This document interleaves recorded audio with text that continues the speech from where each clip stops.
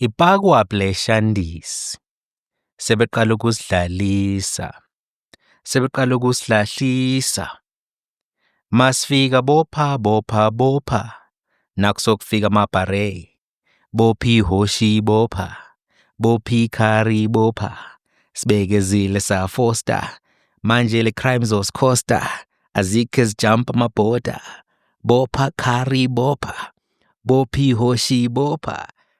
Pakwa pleshandisi. Welcome to another episode of The Dissection. What a day. We have two contenders for Hosh Curry of the Week.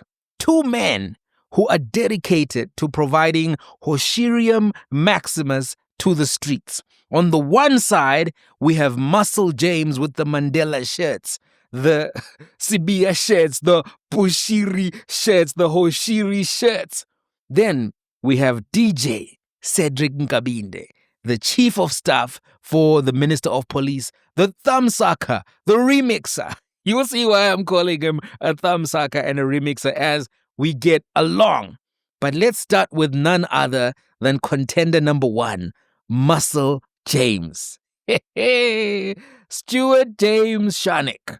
We'll start with him. So interestingly, the media has been calling Stuart James Sharnick a businessman. I hate this tendency of calling these people who are implicated in nefarious underworld behavior businessmen. It confers legitimacy to them, which I do not think they should be conferred willy-nilly. I think the media should verify. Just mention the name. Don't mention a profession if you cannot verify if the business that they're doing is bona fide, if it's legit.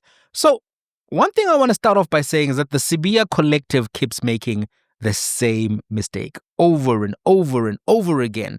They make the same mistake. They run to the media to control the narrative or to try to poison the well, and they do so without looking at their chess strategy.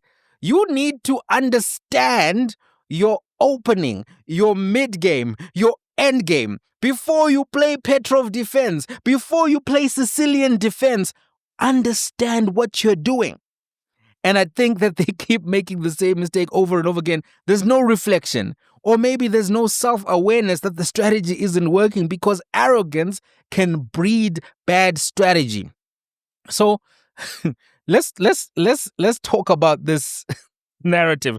Mr. Stuart James Sharnick is somebody who has been in the vicinity of General Shadrack Sibiya, somebody who says that he has intimate knowledge of the allegations against General Shadrack Sibiya to the extent that he has to go with him to Parliament to help him maybe during the breaks say, no, why don't you tell it to them like this? Why don't you tell it to them like that? The only thing that I can say that is in his credit is that he's a very soft-spoken, eloquent guy. And in a sense, that can be persuasive, right?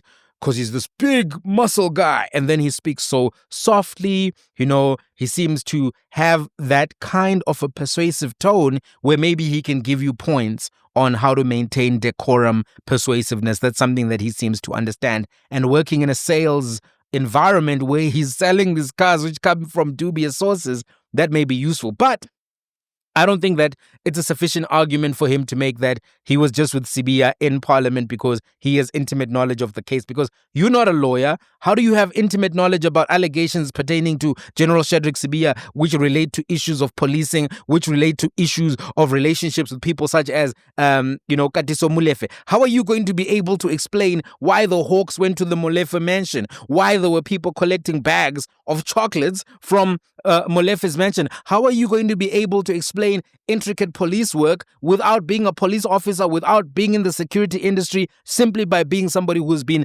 doing tenders in KwaZulu-Natal? That argument never made sense. He's somebody who's been giving bulletproof cars to General Sibiya and telling us fantastical stories as to the reasoning why he gave him those beautiful cars and why he himself has those kind of vehicles in his, ownership. Now, I did say prior that there was something about his answer. I don't know if you guys remember, I made an episode about Muscle James. I said this man's answers around his cases are not making sense because he focused on the one case, didn't talk about the withdrawn cases. And today, he joins a list of many men who have been trying this strategy of going to the media, talking to journalists, only to confound their own efforts, only to be contradicted and rebutted in the next move of the other people who are involved in this game. And the list is getting longer, but the strategy is not getting stronger.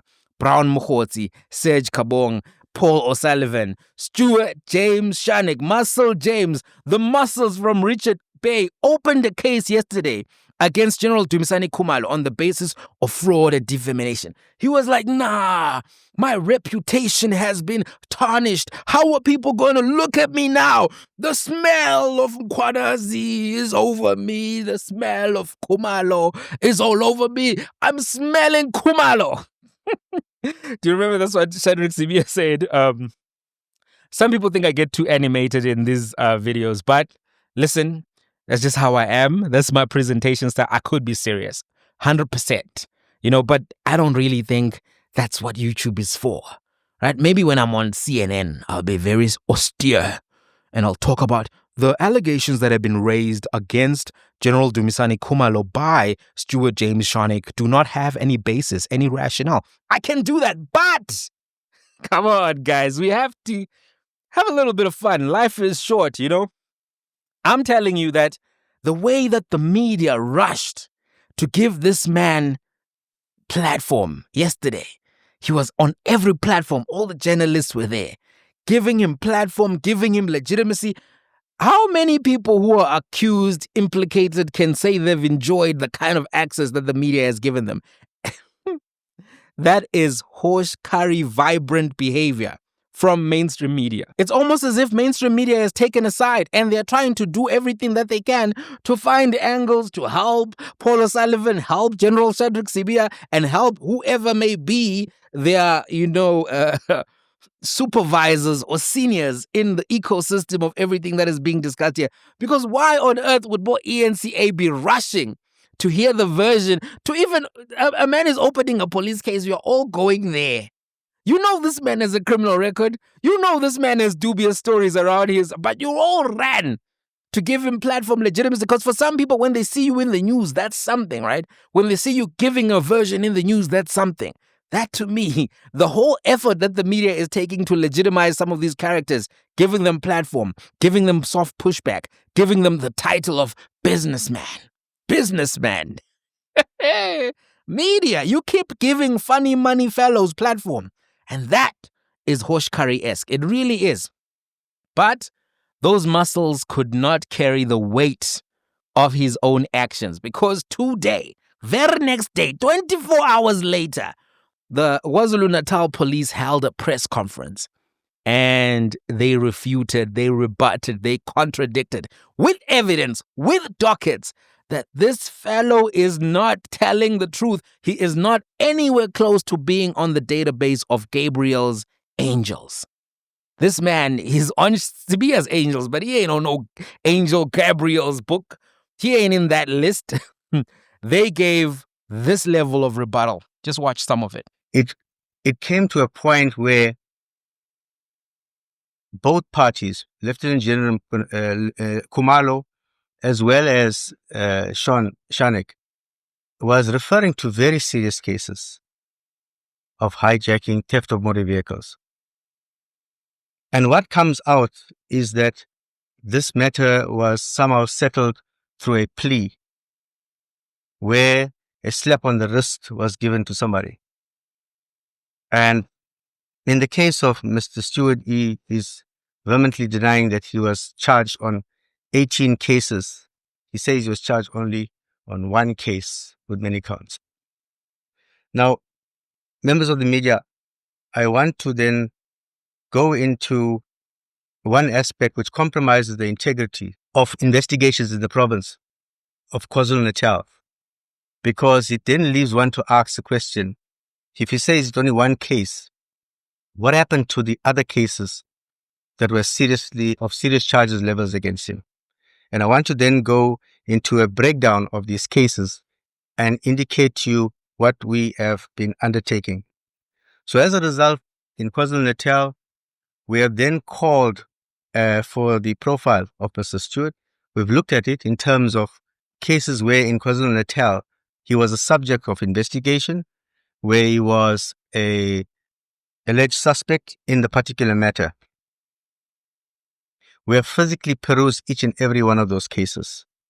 And we've been through every single document in every single case file. I want to highlight a few observations that we have made through this exercise. So the first thing I would want to indicate is that we have looked at 29 criminal case dockets. Where? So you have been listening to a version of 18 counts. You heard the story of 18 counts on one case. I'm going to show you a picture of unpacking 29 cases against this particular individual in the province of KwaZulu-Natal and what types of crimes it relates to. I'm going to then start by indicating firstly that 10 of these 29 dockets were part of that plea was related to theft of motor vehicle. The cover of the docket, the charge, the vehicle involved, it's a vehicle, it's a theft of motor vehicle. 8 of these 29 cases that I'm referring to were cases of carjacking. So cases of carjacking. Now, if you know, carjacking is slightly different from theft of motor vehicle. In theft of motor vehicle, a car is stolen without interaction in some cases, or there's no interaction with the victim. The car just gets stolen through various means. But when you talk about carjacking, we're talking about a violent crime where force and an extent and a level of aggressive emotion and actions are taken against victims. Now, these were 8 such cases. So that gives you a total of 18 cases. So if you understand what we spoke about earlier, Mr. Stewart talks about 18 counts on one case. There are 18 case dockets, a combination of hijackings and theft of motor vehicle that we are talking about. These dockets at the time of investigation we did not see how it ended up into being centralized, but it became centralized to the Serious Organized Crime Unit within the Directorate of Priority Investigations. This is purely from looking at the physical docket before us. We're not talking about anybody making a statement somewhere. We're talking about a physical inspection of every docket. These dockets come from all over KwaZulu-Natal. And members of the media and the public, I will start to cite some of these dockets specifically related to theft of motor vehicles and hijackings. One of such matter was in the Durban Central area, which is a theft of motor vehicle. So, in the theft of motor vehicle, it took place where the complainant confirms in his A1 affidavit that his car was stolen from him. We have the details of who the investigating officer, as I said, it was centralized. This is one of those dockets, and it was pulled together with the other dockets. The next case was in Hillcrest. It was a carjacking. This case of carjacking, he was also charged for, and it forms part of the plea agreement that was signed at court.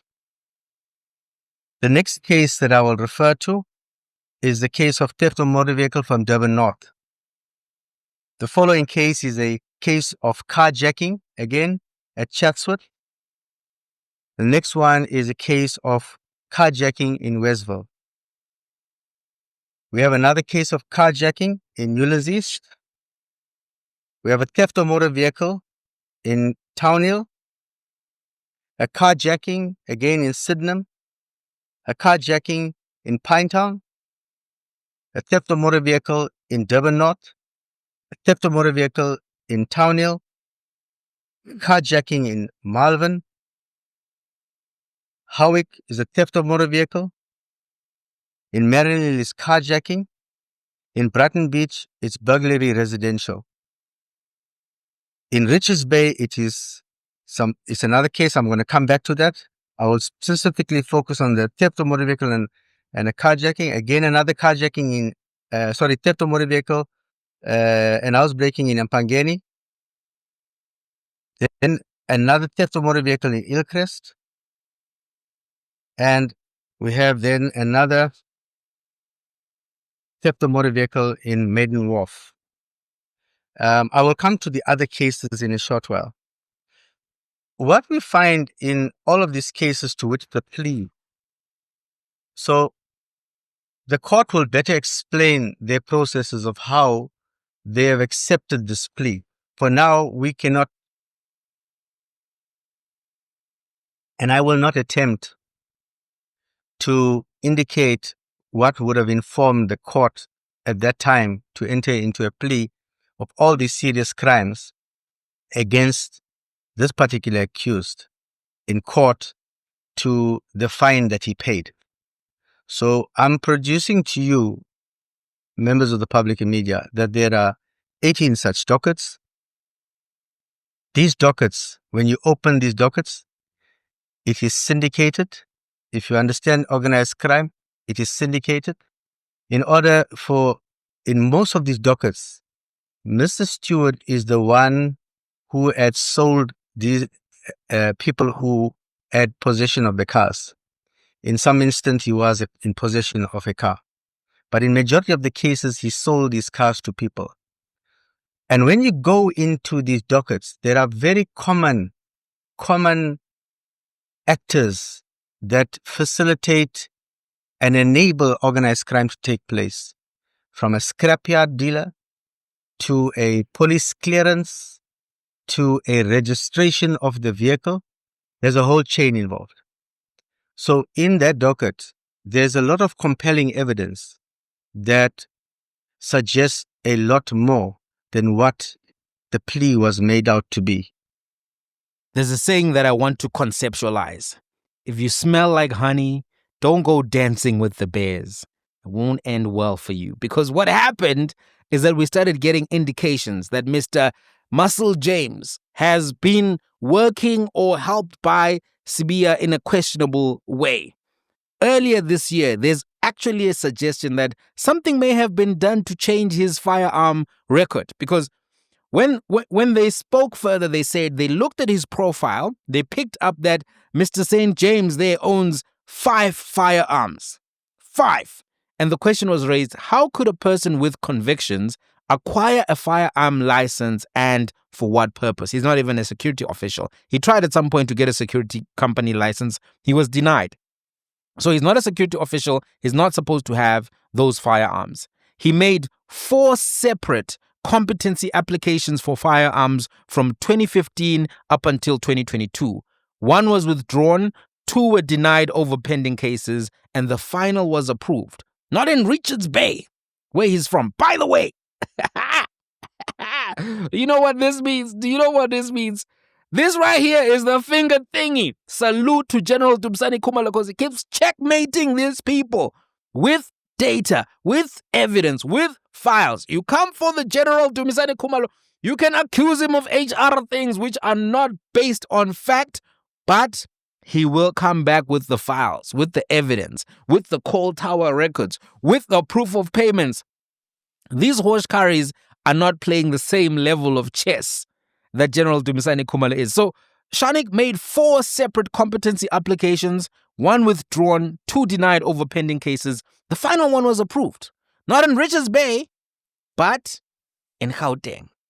In January this year, we were told by the police that a SAPS employee logged onto the criminal record system and altered data relating to Sharnick. Sharnick, you are talking a lot, but your story has got problems. Investigators were able to track how this was done through an audit.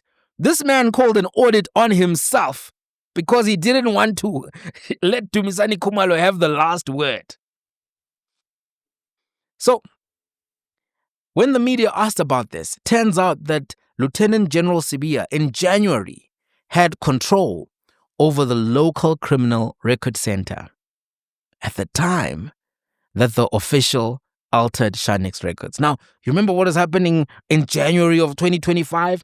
The political killings task team announcement that it's being disbanded immediately had been launched. General Cedric Gabinda was sending emails and correspondence, trying to rush the process. And one of his guys got their data changed on the system. So many cases withdrawn. So many things relating to hijacked vehicles. Baba, why were you... Media. When someone says, I'm going to open a case against General Dumisani Khumalo, by now, maybe not 6 months ago, but by now you should surely walk very slowly to that kind of a process. Anyway, let's move on to the second contender for Hoshirium Maximus Hoshkari of the Week, Nkabinde. Today, the ad hoc committee came in ready to listen to Cedric Nkabinde, Chief of Staff from the Ministry of Police, Chief of Staff of the Minister Senzo Mchunu. And, they were ready to hear him. He's on the side of Mchunu, Cedric Gabinda, that side. These are the people trying to come in and rebut General Mkhwanazi, General Dumisani Khumalo. And it started off looking like, he may have a strong performance, but did not end that way. He came through with some claims which I didn't buy, but at the beginning I was willing to give him benefit of the doubt. Benefit of the doubt. He claimed he's very close to Mkhwanazi, much closer than Mkhwanazi said they are. He was claiming they went on a boys' trip together, suggesting that they were out here frolicking, that they were also getting some Hoshkari mamas of their own. That's what he was suggesting. Say, my wife is watching, his wife is watching. I don't want to break down what we did. And the whole thing, I was like, Mkhwanazi doesn't strike me as a guy who is out here looking for Hans. And even himself, Nkabinde, doesn't strike me. He's no Lothario. He ain't no Casanova. He ain't Gerald Levert. He doesn't have it like that. He doesn't have that motion. As one of the most legendary Boondock characters once said to his own grandpa, game recognized game. And you looking kind of unfamiliar right now. I don't think that there was any boys' trip that happened. But I was willing to give benefit of the doubt at that point. It was just a version, and if he had remained consistent and coherent in his later testimony, I was going to take him as a credible witness. But the man was contradicting himself and going all over the place. Let me give you some things which really put me off taking his testimony seriously. One thing I was not persuaded by is the reason why he was still in communication with the minister after helping the minister with the police matter while he was at IPID, and then why his reasoning or explanation why he got the job. So he said he helped the minister, and this is also what Mkhwanazi said, and also what the minister admitted to, helped the minister with an obstruction of justice matter in the 2015 murder of Xolani Nkosi, who was a bodyguard or on the security team of the minister while he was premier, or one of the political roles he occupied in KZN at the time. So when I looked at some reporting from 2015, that reporting reflected that there was speculation that the killing of the Tungulu deputy mayor, Thulani Mashaba, who died weeks prior to Xolani Nkosi being killed, was viewed as being related to what happened to Xolani. And, Thulani Mashaba died in a car accident, and the death of Xolani Nkosi was viewed as a retaliation for that, and that was the insinuation. Now, Thulani Mashaba, he was the deputy mayor in Tungulu, but critically, he was also the ANC chairperson of the Musa Dla region in KZN. This is the same region which Senzo Mchunu is from. So there was some speculation around those particular deaths, their interconnections, all of that. And this is part of what drove some of the speculation towards the direction of Minister Senzo Mchunu. So he at some point feels like he's being harassed, he's being targeted, and he wants to know why he's being investigated, if he's being investigated, lodges this complaint. Robert McBride and, Cedric Nkabinde go to his house, hear him out. Very peculiar set of circumstances that the head of IPID would go with an investigating officer to a premier's house. Like, why are you there? What? Maybe that's what senior people get. Anyway, then they help him with the issue, right? So while he was at IPID, as I've said, he and Robert McBride approached the minister, looked into the Hawks investigation of Senzo Mchunu, deemed that to be unprocedural, the fact that the case was being re-looked at and that Senzo Mchunu was being defined as a suspect, He dealt with that matter. The matter went away. So you can basically say he overturned the Hawks' decision to continue investigating Senzo Mchunu. And he worked fast. He said he had it all done within 30 days. And that to me struck me as quite a fast process, knowing how sometimes SAPS can move slowly. 30 days, he was done. Minister Senzo Mchunu had that problem off his back. Then he says, okay, I'm done. I sent the report. He also got the report. Then I kept in touch with the minister because, he was a prominent person. I like hanging with prominent persons. He was actually trying to use the book of Bhekicele without the Bhekicele swagger or swagger. How do you pronounce that word? Swagger. So, Bhekicele came in and basically admitted to all of his faults. He was like, yeah, I took freebies. Yeah, I did this. Yeah, I did this. So what? But here's the files. So I think he was trying to do the same thing. Like, I take important people's numbers. I'm going to keep those numbers. I kept in touch with the minister. And it didn't land in the same way for me because I couldn't think, why would the minister entertain you?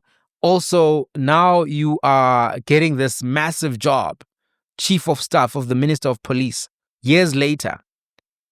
He says he was qualified for the job, but to me, it still sounded like a reward for that assistant in 2017. And I couldn't reconcile, the fact that somehow the minister just kept him in mind as somebody to hire as chief of staff, a very important role for 8 years. Why would he do that? Especially if you're talking to him intermittently like he said he was. I was not persuaded. Maybe you are persuaded. Let's talk about it in the comment section. By the way, have you subscribed? We're aiming for 130,000 by the end of the month. Just click that button. It's free. Turn on the notifications. Put a comment. Put a like. Help other YouTube consumers find this channel, find this content so that we can end horse carry behavior together. Join the dissection community. So that was the first thing. Then the second thing that really bothered me is that he contradicted the version of the minister. The minister said when Cedric Nkabinde was appointed, there was a panel, there was an interview process for several names that he had actually picked and nominated for a potential chief of staff. Then Nkabinde said that he never went through any interview process for the chief of staff role under Minister Mchunu. And that was a direct contradiction of what Minister Mchunu said. Minister Mchunu insisted that there was a panel, multiple names, that there were interviews. Now Nkabinde was saying, no, the minister basically did not know what he was talking about. And he basically said that Minister Mchunu is not involved in those type of things, and you can take my word for it. I was like, okay, so that's a major contradiction. Who's telling the truth between the two of you, right? Now, he also started being flippant about his communications with Brown Mkhotsi. No, this guy just sends me stupid messages, just stupid messages. Brown Mkhotsi strikes me as a person who likes to break breaking news before it breaks. Why are you taking breaking news from a person before it breaks? Where did he get that breaking news before it broke? As chief of staff of a minister of police, wouldn't you be worried that somebody knows about crimes before they're happening, about happenings before they happen? Is he a prophet? Brown Mkhotsi, brown envelope Mkhotsi? Come on, man. So he was being very dismissive about messages that was forwarded between Brown Mkhotsi and Vusi Matlala, and we're mentioning him saying, chief could be anybody, chief of staff. How many chief of staffs are there? So many ministers, so many deputy ministers. Being very flippant around that. And that attitude didn't strike me as the demeanor and the behavior of a credible witness who understands the gravity of what they're dealing with. He started glitching in a major way. When the questions about Brown Mkhotsi, Vusi Matlala came up and he was being now challenged on the contradictions in his statement, he came across to me as a man committed to denial and committed to disorienting the public. He was mixing up his timelines. He was saying he didn't know all of the things that he was supposed to know, saying he forgot certain dates, but he remembered certain dates. One date he was insisting on 30 September. People were like, bruh, you're saying you got all these dates mixed up. Why this date you got it so locked in your mind? Right? He also said he said he watched the General Mkhwanazi testimony, which is why, as a friend, he was concerned about this, that, and the third. But then he also then started acting like he doesn't know the details of the text messages. If you watched General Mkhwanazi's testimony, it's reasonable to conclude you also watched General Dumsani Khumalo's testimony and you saw the messages that mention your name. You are vested in this. So on the one hand, you have detailed narratives about General Mkhwanazi, but you don't have clear, concise, coherent answers about messages pertaining to you from Brown Mkhotsi. Then he gave this answer that he was thumb-sucking dates because he didn't have his devices. You don't need your devices at all times to be able to give a coherent version on dates. You know, when he did the press conference where the police tried to do a search and seizure, at that point he said, I wasn't home, I was over here, blah, blah, blah. He didn't give them these devices at that time. Also, did you only start preparing your statement and answer just a few days before you were set up to testify? You should have been getting ready the whole time because your name was implicated on the 6th of July. So how is it possible that between the 6th of July and the 13th of November, you don't have a coherent timeline, statement of facts, and verification and any kind of corroboration to your version that you need? When did you give up these devices? You didn't give up those devices on that day. That's what you said or implied, that they couldn't find you. You had access to legal teams. Even the evidence leader, Andres, was talking about how you were changing the statement over and over again. This doesn't strike me as the behavior of a credible person.